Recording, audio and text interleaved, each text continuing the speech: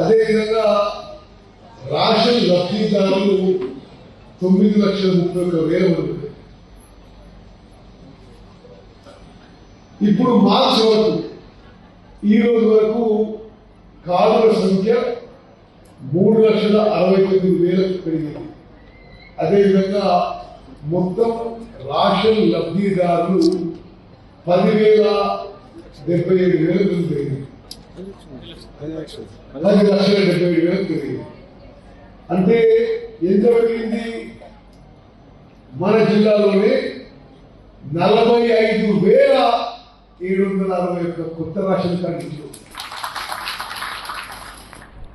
కొత్తగా 1,46,762 మందికి మరి రేషన్ కింద లబ్ధిదారులు చేయడం జరిగింది.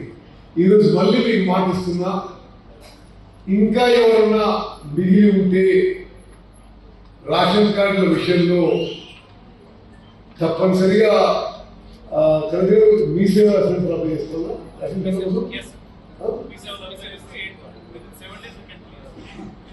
మీ సేవా సెంటర్లో అప్లై చేసుకోండి. ఇప్పుడు కూడా ఎవరైనా మిగిలింటే తప్పనిసరిగా ఇస్తాం.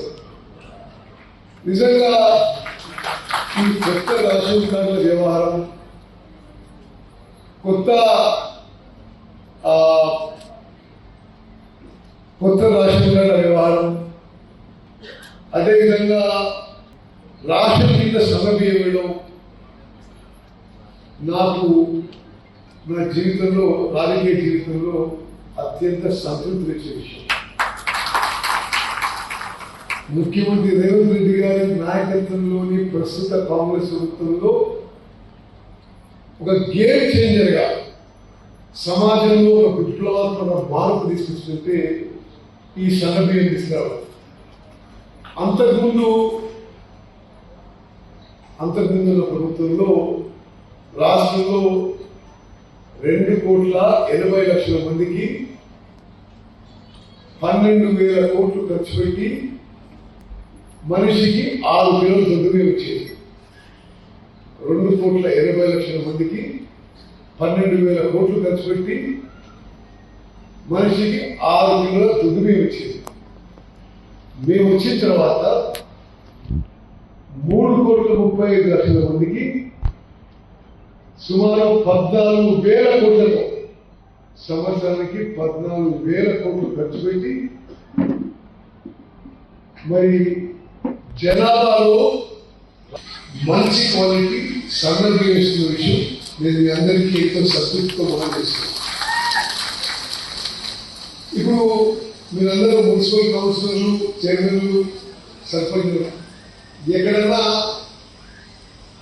పాత రేషన్ షాప్ సరిగ్గా పనిచేస్తలేడు, సరిగ్గా సర్వీస్ చేస్తుందని చెప్పండి, వాళ్ళు తీసేస్తాము. మీరు కొత్తగా రేషన్ షాప్ ఎక్కడైనా అవసరం ఉందంటే మీరు నాకని కలెక్టర్ గారికి దరఖాస్తు పెట్టుకొని కొత్త రేషన్ షాప్ మంజూరు చేస్తాము.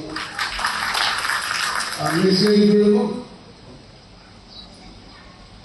సరే. అదేవిధంగా ఈ ఏదైతే సన్నబియ్యం ఇస్తున్నామో ఆ సన్న రకాల వడ్లు మన రాష్ట్రంలో ప్రోత్సహించడానికి బోనస్ మరి క్వింటాల్కి 500 రూపాయలు ఇవ్వడం జరుగుతుంది. మీకు ఒక నా అక్కలు, చెల్లెళ్ళు, అమ్మలు, తమ్ముళ్ళు మీకు ఒక మంచి శుభవార్త ఇవ్వాలి. అంటే భారతదేశానికి స్వాతంత్రం 1947 వచ్చింది. మనం చాలా కాలం ఉమ్మడి ఆంధ్రప్రదేశ్లో ఉన్నాం. ఇప్పుడు తెలంగాణ వచ్చి 2014, ఇది 2026, 12 ఏళ్ళు. అతి పెద్ద వరి పంట అంటే భారతదేశంలో ఉన్న 29 రాష్ట్రాల్లో ఎక్కువ వరి పంట పండింది ఈసారి మన ప్రభుత్వ హయాంలో.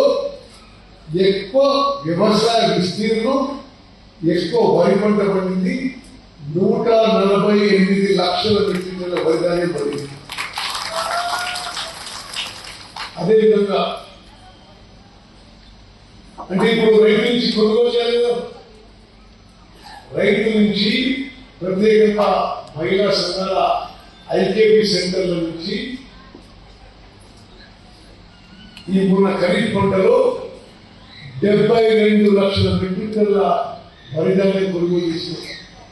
ఇంత వరి ధాన్యం ఎన్నడూ